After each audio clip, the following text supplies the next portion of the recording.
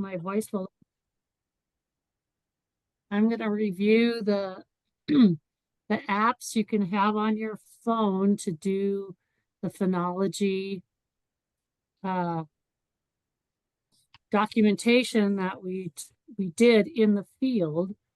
We went on a field trip to Todd Gulch Fen, and we actually looked at the field forms that Budburst and Nature's Notebook provided to me via their website, and we went over the criteria in the field.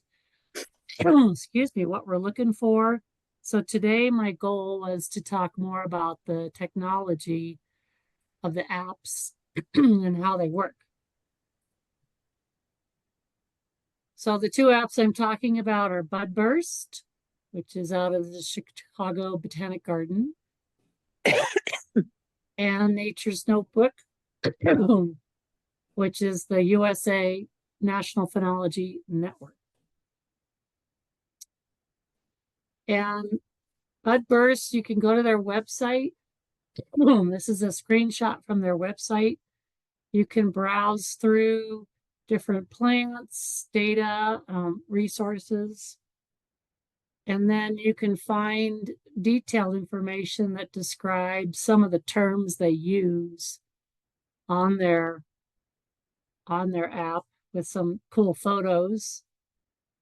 So you can see what they're talking about. First flower is when the first flower comes out and the other flowers are still in bud, which some folks might find helpful. The app is really easy to use. You want to join Budburst and create your own profile, which is really easy. You just give them your name and your email. And then when you're in it, you start with this scene at the bottom. You can look at your camera, and then you can see what plants are listed, what groups you've joined, and your profile. I've already done several plants, so these plants, I can scroll and see different plants. And when I took the screenshot, I was at home, so it defaulted to the home spot. But all you have to do is upload a photograph, and in the center, as soon as it sees your photograph, it very quickly suggests what plant species you're looking at. And in this case, it was Salix glauca, so I could just click on that. And then it asks me, the third screen over, are you doing phenology or are you doing pollinators? Which is pretty simple. I'm going to do phenology, so I click that. And then they want to make sure the date when you made the observation, because it might be on today's date, but the photograph was taken, say, like it was on Sunday. So I clicked the 22nd when I took that photograph. And then you tell it which type of plant you're going to do the phenology on. In this case, it was Salix glauca, which is a deciduous shrub. So you click that. And then the next screen is you select the phenophase, or what flowers were there. And as you go through this, what's nice is when you click on any of these circles, it tells you the definition of each term. So if I clicked on early flowering, it tells you only a few flowers have emerged, less than 5%. So it's really easy to click on the other one and say, oh, I'm not there.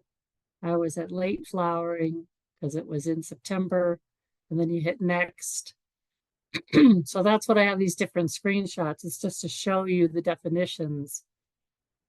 It's really easy just to move your cursor and pick different ones and to see which one matches what you're looking at. And then when you hit that next button, that means you're choosing the flowering. And then once you finish the flowering, it moves on to fruit. Do you see any fruit? And it's the same thing where you select one and it'll tell you the definition. And then it also has the leaves. Are the leaves just popping out or not? So Budburst is just super easy to download and use. It's very user friendly. I find it very simple to use. It remembers plants. Once you start logging a plant, it remembers it, and you can easily go back to that by that first screen. And that's really all there is to the Budburst. It's great. One other thing I was going to Yeah. mention, if Yes, you go Paul. back to that previous screen, This one? yeah, there's a little box in the center.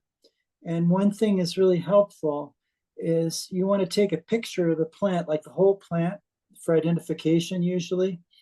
And then in that little box, what you can do is take a close-up of that particular phase. You know, like if Right. leaves are unfolding, you could take a picture of that, and that sort of nicely documents, is the phenophase you recognized really the pheno, you know, helps verify that you're correctly interpreting the phenophase. And so depending on the plant, that sometimes can be really helpful. Absolutely. And I got to remember to take more pictures. I'm just impressed it did so well in that willow. That's pretty good. Yeah. Yeah. I mean, it found what it was, which is good. So, and if you don't agree with what it comes up with, it's easy for you to type in. Like if I knew it was Salix brachycarpa and it wasn't picking that, it's very easy to override its suggestions and put in what you know it to be. So no problem. And feel free to unmute yourself and ask questions if anybody has any questions. So the National Phenology Network,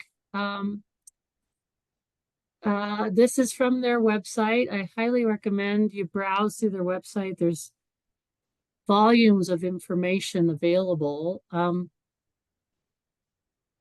With this particular app, you really need to create a site, and it helps to choose a program, which is a group. I have created a program for the Colorado Native Plant Society Field Studies Committee Phenology. Right now, it has Todd Gulch Fen in the name, and I've realized that I can have multiple sites. So I've asked them to change the name to just CoNPS Field Studies Committee, and then we'll have multiple sites under that program, and it'll just be a way of for folks to find us and log their data. But one way on the website is you can use a map and see what groups are out there, so you can go find your people, which is kind of fun. So this is from the website. I've logged in. It says welcome back, G. Cattell. And you can see there's tabs across the top: observations, learning, visualization, my programs, badges. And then under observations, there's sites, plants and animals, details, and observations. So right away, it's organized around your picking a site. So here I've created a site just in my own personal profile, Todd Gulch Fen, and when you create a site, then you add plants to it. So you can see I've added the plants we looked at when we were in the field: the water sedge, columbine, the pine, the ponderosa pine, shrubby cinquefoil, the lesser panicled sedge, the rare sedge, and woolly fruit sedge, which is the really hairy sedge. So cool. Gwen, Yes. do they care if it's the common name or the scientific name? I'm going to go over that next. Okay. And you can pick either to use the if you'd rather use the scientific name. I'll show you how you add a plant, which is why I have it circled here. And it's much easier to, I think, create your sites and create your plant list on their website. It's rather cumbersome on their app on the phone. And I've got screenshots for that as well. So I've circled here how to add or edit plants. And then if you wanted to print those data sheets that we had in the field, you can click on that. So I think my next screen, nope, I've clicked on the Learning tab. This is just a hint as to the depth of information that's available here. There's a phenophase primer. It's about 150 pages of details of each life cycle as they describe it with photographs and terms. So you can really educate yourself quite a lot. They have frequently asked questions. There's a course you can take to become certified. They have a botany primer if you're just, new to botany. And anyway, so there's just tons of information. Well, I had a question. Yeah. This is kind of where I got stuck before, is when I started, I had a choice of selecting a personal sites or the Todd Gulch Fen Phenology. So I selected Todd Gulch Fen Phenology. Right. And then I just got kind of stuck. It seemed like he wanted me to add a specific site or something. And maybe that's been fixed with what you just did. But I noticed in your example, you have Todd Gulch listed as one of your personal sites. Right. So I wasn't sure how you did that. Right. I would start with personal sites. I would start by adding like your own house because there's probably a plant right in your yard you can see. And I would start there and create your own site. And I've added Todd Gulch Fen here because I was new to it and I was just figuring out how to do it. I'm going to add this site to the CoNPS program. Right now, when you join that program, there are no sites because I haven't added the site yet. Oh, okay, great. Yeah. The way it looked on the website, it was like, this is the program, this is where it's located. So I said it was located at Todd Gulch Fen, but that's incorrect. What I should have done is just said CoNPS, we're located in Denver, and then under, and it's more clear actually on the app in the phone that then you're going to add sites. And I just emailed them and asked them to change the name. And then I'll be able, once that's changed, then I'll be able to add sites to it. And I have two different logins. I have a login for me as the administrator of CoNPS Field Studies Committee. And then I have my personal login. I use two different email addresses. Okay, right. So if you do that, you have to remember which one which hat you're wearing, because I can't edit the CoNPS one unless I log in with my Colorado EDU email, which is how I created it. But no matter how you log in, the data will be available for Todd Gulch. Is that right? Yeah. Okay. I guess. But so you create a site and you can add plants. So let's just go to the next. So to add a plant, when you click on add or edit plants, you have this screen. It tells you where you are, the name of your site. My home is on Gordon Creek Road.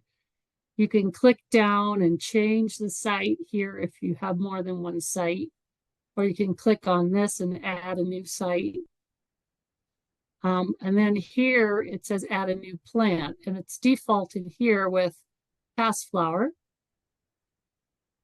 So you click on add a new plant and it switches to a blank form. And when you hover over these question marks, it pops up a window. Sorry, I'm ahead of myself. So you type, what I like about this is you can type in either the scientific name or the common name, and it will find it. So all I had to type in was ACER, and I got this nice list with both common and scientific name. So it's quite easy for me to find the one I want, Rocky Mountain maple. I think that's more user-friendly than the way it works on their app. So I recommend you add plants through the website. And then here's, if you hover over the question mark, excuse me, it pops up a window and says the shade status, like what's the shade status. So here you can tell them where your plant is. Is it wild? Is it watered? Is it fertilized? Like if it's right in your garden. If you have a dioecious plant, is it male or female? When it's planted. Is it a patch? Like, is it a north-facing patch? So anyway, you click on the, or you hover on the question mark and the definition will pop up. So shade status, it says, which best describes the shade status of the individual. The full sun for full shade is best for small plants and shrubs, while larger trees are best described by their position relative to other trees. And it gives you open grown tree, forest canopy tree. So you can tell them the situation your plant is under. This can be quite handy, I think, for the scientists going to use your data down the line. Okay, this is a screenshot from my phone when you're going to add a new plant or animal. And right away, you can see it's plant or animal. So when you click on the drop-down list or start to type, you have animals as well as plants in your list. The blue highlighted means it's going to show me common names.